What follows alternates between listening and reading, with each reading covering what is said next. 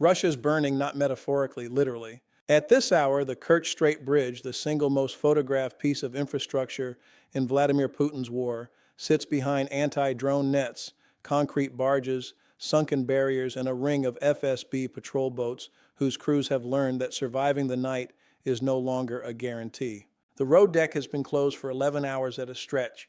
The rail deck moves a fraction of what it once carried.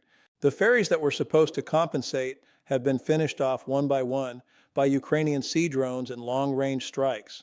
The Chonhar Bridge is cratered. The Kerch Bridge is broken. The M14 highway, the so-called land bridge from Rostov through Mariupol and Melitopol into Crimea, is now under the fire control of Ukrainian FP-2 strike drones operating 200 kilometers inside what Moscow once called the rear. And on the eastern shore of the Kerch Strait, at the bases in Novorossiysk, where the Black Sea Fleet fled when Sevastopol became untenable, Russian submarines and warships have been struck again in their supposed sanctuary. This is not a story about one bridge. This is a story about the slow, deliberate, and now visible strategic suffocation of an entire peninsula. What you are witnessing is not a series of headline incidents. It is the methodical dismantling of every route into Crimea, conducted simultaneously across 4 domains by an adversary Moscow once dismissed as incapable of operating beyond its own borders. Let that sink in for a moment. Russia annexed Crimea in 2014 and called it an unsinkable aircraft carrier. In May 2026, that aircraft carrier is running out of fuel. I have spent decades studying how armies move, how supply lines breathe, and how empires lose wars long before they admit they are losing them. And what I am about to walk you through is, in my professional judgment, the most significant logistics inversion of this entire war. Before we are finished, you will understand not just what has happened to the Kerch Bridge and the routes around it. You will understand why this collapse was always built into the assumptions Moscow made 12 years ago, and why what happens next changes everything. Pull the lens back. Rewind to 2014. When Russian forces seized Crimea, they inherited a peninsula with no land connection to Russia. Every drop of fuel, every loaf of bread, every artillery shell had to cross water. Putin's answer was the Kerch Bridge, opened in 2018, a 19-kilometer span that he personally drove across in an orange truck for the cameras. The bridge was supposed to do 2 things. It was supposed to be a symbol, a piece of imperial concrete declaring that Crimea was now permanently Russian. And it was supposed to be the artery carrying the fuel, the ammunition, the troops, and the civilian goods that would make the annexation sustainable. When the full-scale invasion began in February 2022, that single bridge became the most important piece of military infrastructure in Putin's war. Within months, Russian forces had carved out a so-called land bridge along the Sea of Azov coast running through Mariupol, Berdyansk, and Melitopol. Moscow now had 2 ways into Crimea. The Kerch Bridge from the east, the M14 corridor from the north through occupied Ukrainian territory. On Russian state television, generals declared the supply problem solved. Crimea, they said, was as connected to Russia as Rostov. This was the assumption. It was wrong in every direction, and the reasons it was wrong tell you everything about why the Russian military as an institution has failed to adapt to the war it actually started. The first false assumption was that the bridge could be defended. Russian planners believed that distance and air defense would make the Kerch span effectively unreachable.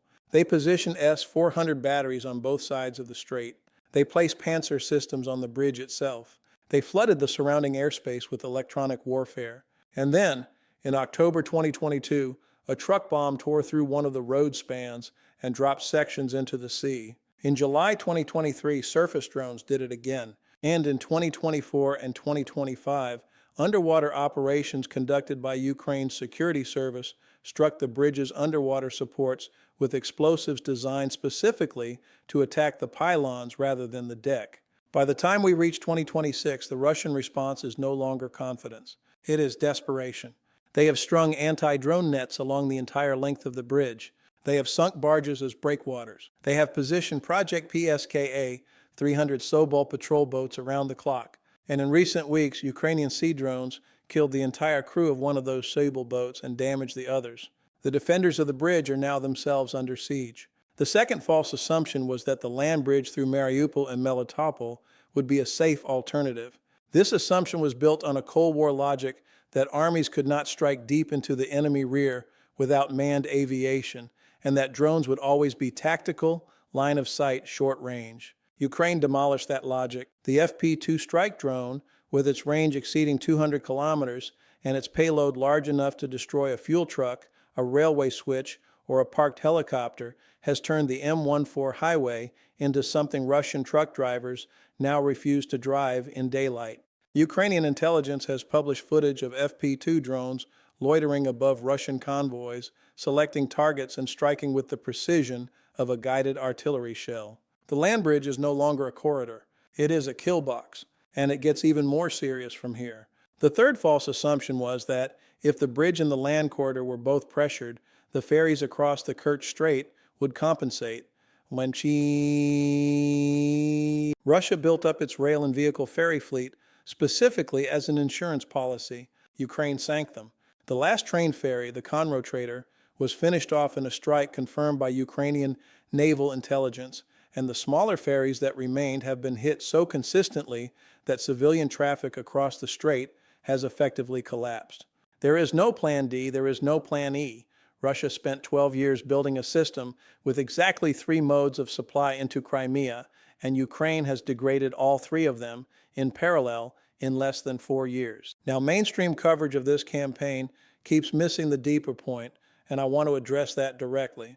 When you read about a Kerch Bridge closure, the framing is almost always that traffic was suspended for some number of hours and then resumed. 11 hours here, 3 hours there, 13 hours over a weekend. The implication is that the bridge is essentially functional and that these are nuisances rather than wounds. That framing is wrong. It is wrong because it confuses uptime with capacity, and it confuses the bridge with the system the bridge belongs to. Let me walk you through what this actually means at the strategic level. A modern military logistics network does not run at peak hours and rest at off hours. It runs at a steady cadence 24 hours a day with calibrated buffers of fuel, ammunition, spare parts, and food. Those buffers exist because every commander knows that interruptions happen. Bad weather, mechanical failure, accidents.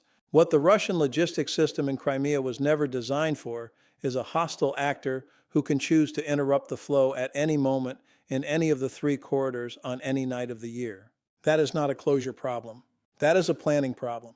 It means every Russian fuel depot in Crimea now has to assume that the next delivery might not come, or might come days late, or might come at half volume. And when you cascade that assumption across an occupation force of roughly 60,000 troops, plus the civilian population, plus the air bases, plus the naval facilities, plus the air defense network, what you get is exactly what we are now seeing on the ground: rationing.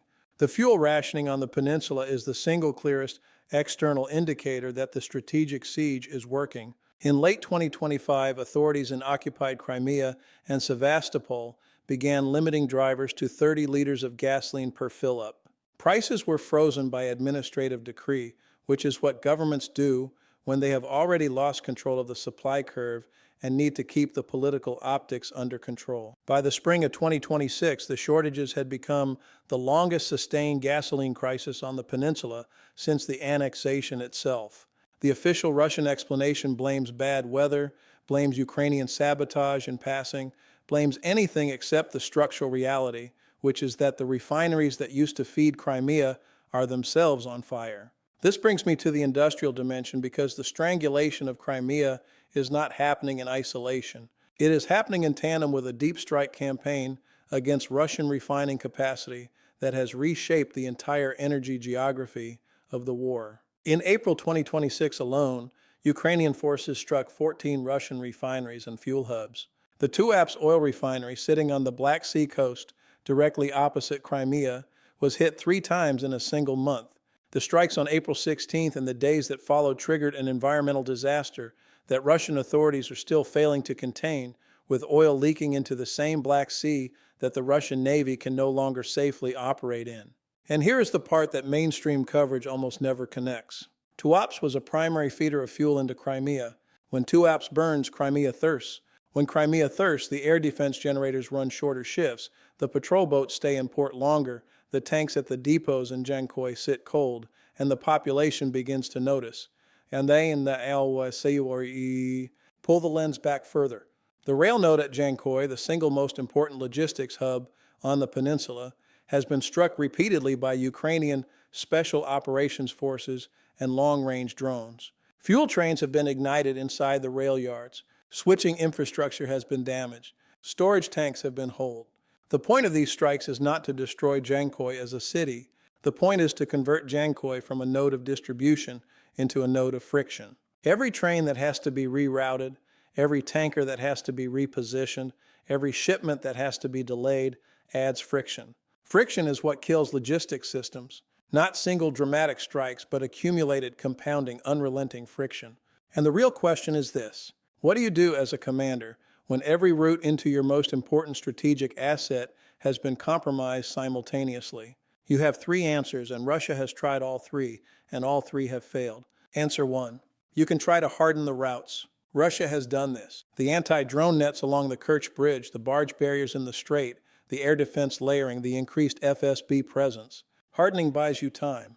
It does not buy you immunity. Ukraine adapted by going underwater, by going around, by going through Novorossiysk instead. Hardening creates predictability, and predictability creates targets. The Russian decision to mass air defenses around the bridge means those air defenses cannot be elsewhere, and Ukrainian planners have noticed. Answer 2. You can try to create new routes. Russia has attempted this as well, with the planned but unfinished Mariupol-Donetsk-Rostov rail line, the so-called Second Land Bridge that was supposed to bypass the most exposed sections of the existing corridor. Construction has been repeatedly disrupted. The line is years behind schedule. And here's the doctrinal point that Russian planners have failed to internalize. Any new route built within drone range of Ukrainian forces is a new target, not a new solution. You cannot solve a strike range problem by building more things inside the strike range. Answer 3. You can try to reduce the demand. This is what rationing actually is. It is an admission codified by regulation that the supply problem cannot be solved on the supply side, and therefore demand must be politically managed downward. Every liter of gasoline rationed in Sevastopol is a confession that Russia cannot deliver enough fuel to a peninsula it has militarized for 12 years. So, what is the hidden military variable that mainstream coverage continues to miss? It is the interaction effect. Any one of these pressures applied in isolation would be manageable. A damaged bridge alone can be repaired. A struck refinery alone can be substituted from another refinery. A drone-threatened highway alone can be run at night with escorts. A submarine forced from Sevastopol to Novorossiysk can be defended in its new harbor. But none of these pressures are happening in isolation.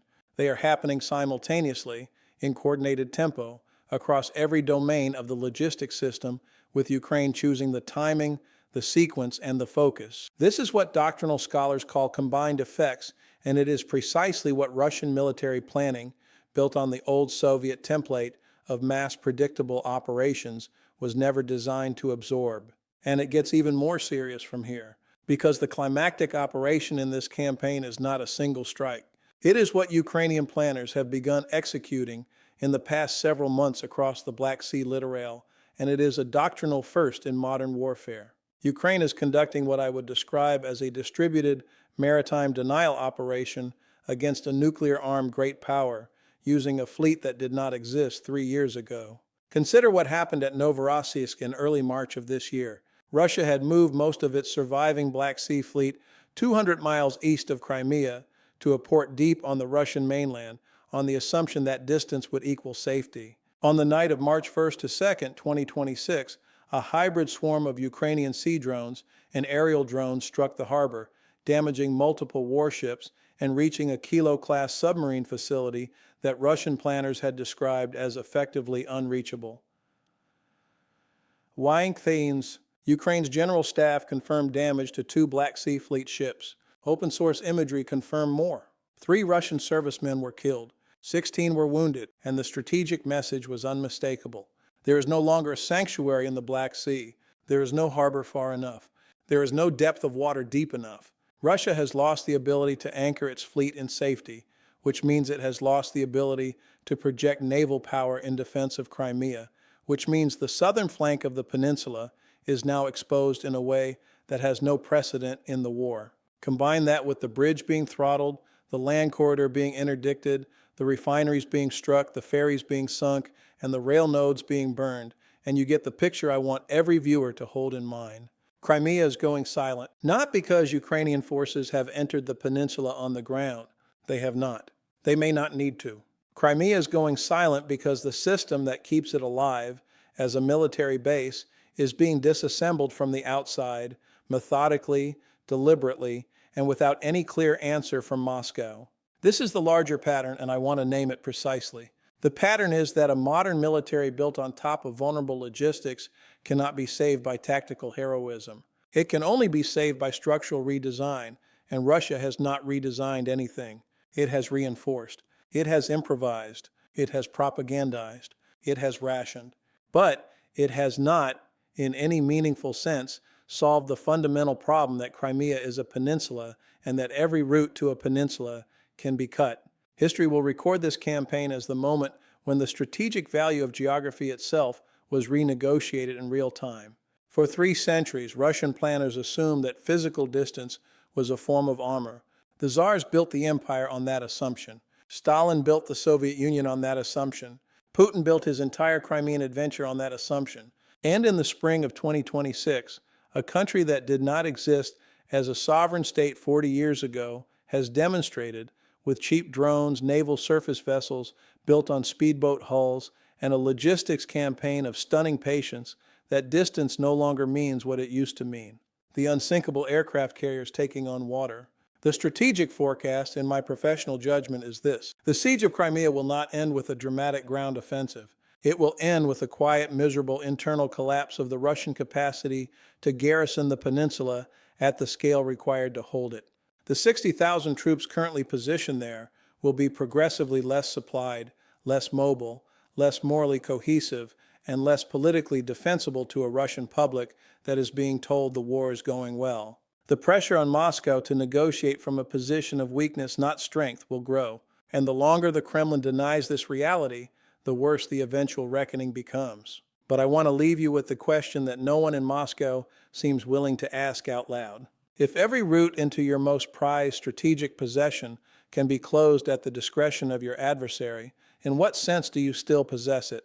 That is not a rhetorical question. It is the question that defines the next phase of this war, and it is the question I will be answering strike by strike, decision by decision, in the updates that follow. If you want to understand this war at the strategic level, not just the headline level, stay with this channel. We are building toward 500,000 subscribers on the strength of one promise, that you will leave every video understanding the war the way a serious analyst understands it, not the way a cable news segment summarizes it. Subscribe, turn on notifications, and stay close, because the next phase of this campaign is going to move faster than most people are ready for, and you do not want to be caught up by events you could have seen coming. The bridge is silent tonight. The peninsula is going silent with it. And what happens next will determine not just the future of Crimea, but the future of how wars like this one are fought and lost for a generation to come.